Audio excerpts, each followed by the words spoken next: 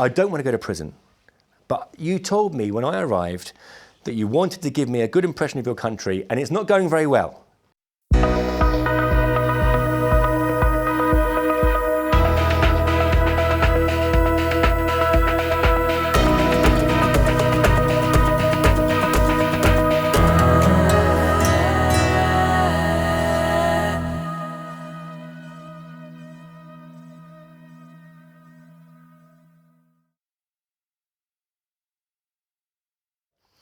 I got in the car with her and my policeman friend, who are now we're good friends, and the driver, and we started driving out of the city. I thought, wow, we're going outside Pyongyang, amazing, exciting, you know. I said, where are we going? And she said, a special surprise for you, Mr. Carter. Not many foreigners go to this place. This is a very secret place. Not many people will see this, what you're going to see today. And I thought to myself, prison. Anyway, we drove, we went to some checkpoints, they checked our papers, and finally we leave the city limits and we head out into the mountains. It was absolutely beautiful. Spring blossom, a nice sunny morning, and we went over these enormous bridges over these huge mountain ravines. The bridges had not been taken care of since they were built, and there were huge cracks in the road. All the walls had fallen off. There were big motorway roads, cracks in the road where you could see daylight through them and no sides. We're bombing over these bridges and going, and we were driving for about an hour. Now my stomach now is churning. I'm feeling really ill. I said, I need a toilet soon. Can we stop somewhere to go to the toilet? Is there anywhere to go? She said, Mr. Carter, we will arrive in destination within 10 minutes and there you'll find bathroom. I said, okay. We came over this mountain and we came down this sort of pass, and in the distance I saw what looked like a prison. It was an enormous, austere, grey-looking building with barbed wire around it, with a massive flag on the side of Kim Il-sung, who's the founder of North Korea, so Kim Jong-il's father. I said, what is this place? And she said, don't worry, you have good time in this place, very interesting. I said, okay. We finally get to the car park, and the first thing I see are North Koreans in national dress and military uniform coming out in tears, like weeping. I said, what's going on in there? I said, what is this place? And she said, don't worry, you'll have good time in here. You'll like this place, very interesting. Not many foreigners see this place. I thought, again, prison, you know. So I had to empty my pockets, my wallet, whatever I had, my passport, they had my passport still, my money and whatever. So I emptied my pockets, left it with the driver, and I was taken only by my male counterpart, the policeman. He escorted me in. Now, my stomach was so painful at this point, I felt quite dizzy. So I remember holding onto his arm. Literally, I was feeling really rough, weak.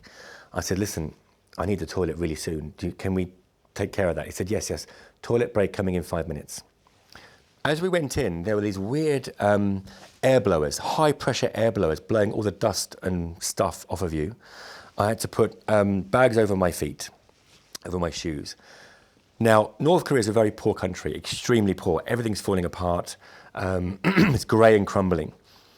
This building, inside, there was no expense spared. It was like a luxurious hotel. Marble, it was amazing. Nice lighting. I thought, this is really weird. What is in here? Is it a palace? Is it Kim Jong-il's house? What is it? We get into a brand new elevator, enormous elevator like you see in Abu Dhabi or in Dubai. And I'm now with North Korean soldiers and my friend, and now I'm feeling really ill. And I was hoping the toilet was like going to be within a minute or so. Went up maybe 4 or 5 floors. The door opened, and there was a huge statue of Kim Il-sung, illuminated in red with red lights. Now, I'd heard that in North Korea, you are, at one point or another, you're forced to bow to statues. Now, you know, I'm all up for being culturally sensitive, and I thought, if it gets me to the toilet, I'll do it. But bowing was very difficult. My stomach was killing me, right? So we're all lined up, all these North Korean soldiers who are now becoming quite emotional, and my guide and me. And I started to bow, and I said, can we go to the toilet? Now, can we go to the toilet really soon? Because I'm feeling really, really rough. And he said, yeah, in the next room, after the next room, there's a toilet. I said, okay.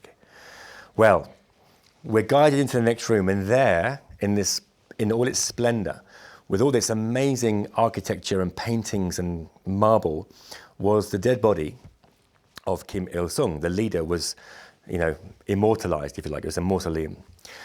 Now, in this room, I could see the process.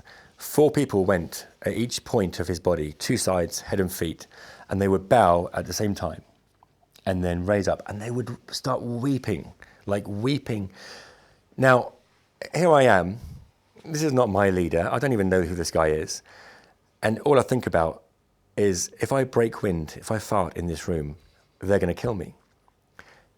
And that is so Monty Python. There's a dead bloke in a coffin, looking quite plastic, to be honest. Everyone in the room is in tears. Even the guards are weeping. And I just want to break wind. And I had to now bow 4 times. So I'm with my guide. He's at the head. I'm at the foot. There's 2 soldiers here. I'm now almost like praying, please do not fart. And do you remember when you're at school and you're at the back of the class and you, with your friends, and you try not to laugh? And because it's so boring what's going on. You try not to laugh. And of course, inevitably, the more you try, the more it comes, right? So they're at the first, I'm bowing the first bow, and I could feel the wind coming. I thought, oh my God, I cannot fart in this room. They'll shoot me, And I get to the second point of bowing, and I bow again. I'm like, oh, please, please, please. It's like so Monty Python. My friends can see me now, Get to the head, I bow again, and mount to the side, I bow again. And by now, I'm almost staggering out of the room because I'm in such pain. My guide takes me into the elevator, and now I'm in an elevator packed with North Korean soldiers who are weeping. They're like crying and saying all these words about Kim Il-sung. And this music's playing, there's like praise Kim Jong-il music's playing, like military da da da da da da. And I thought to myself, I'm going to collapse if I don't break wind. So I was in the corner of the elevator, and I sat back and I just let it rip quietly. Well, the smell of dead snake is one of the most disgusting things I've ever smelt. And it filled the elevator with this pungent smell. Well, when you're a kid and you break wind in a room, and it wasn't me. I did the same thing. I was like there. And the soldier turned to me and he said, tears coming down his face. And I said,